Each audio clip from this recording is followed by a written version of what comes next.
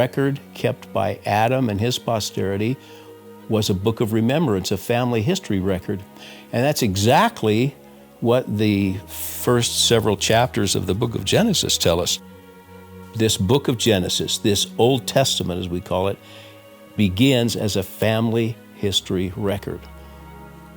The Hebrew word is toledot, which translates as generations. And you look in those first chapters of the book of Genesis, and that word generation, this is the generation that follows the previous one. So why is the word generation used so much? Because the Lord wants Adam and his posterity to remember their ancestors and to honor them so that their memory can bless their lives.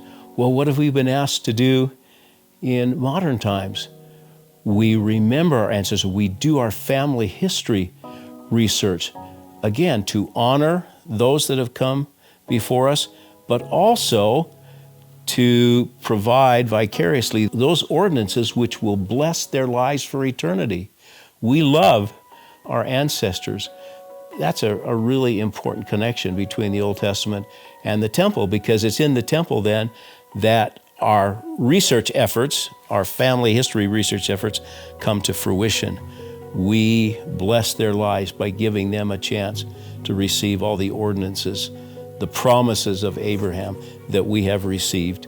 I will always remember a few years ago, we were back in Arkansas visiting one of our sons, and it just so happened on that Sunday, he had been asked to speak in sacrament meeting to the subject of the importance of family history work and the importance of the work that's done for our kindred dead in temples. And one of the things that he said, I'll always remember, he said, I was researching a particular line in my family history. I came across a relative who was in a mental institution. She had mental health issues. And he said, I kind of surprised, and I thought, well, this isn't one of those great stories where you connect all the way back to Adam. This is the story of a woman who was incarcerated in a mental health institution. It doesn't seem like that's the way it's supposed to work. And then he said, almost immediately, it was like the Holy Ghost was saying to him, you're wrong.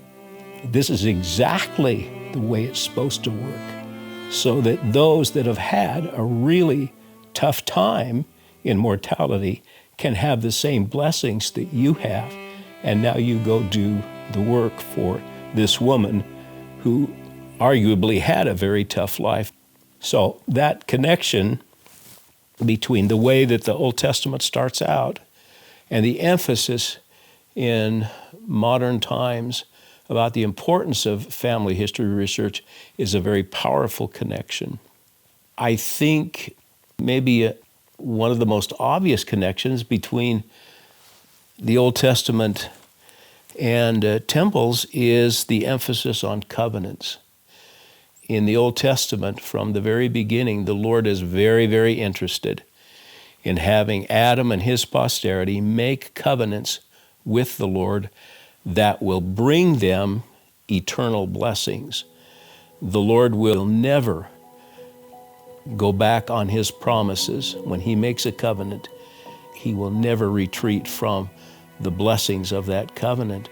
That idea of welding us to our Father in heaven, binding us to our Father in heaven and his Son, Jesus Christ, is no small thing. It existed anciently, it's recorded in the Old Testament, it exists in modern times, and we get a chance to live it by entering the temple and participating in those covenants.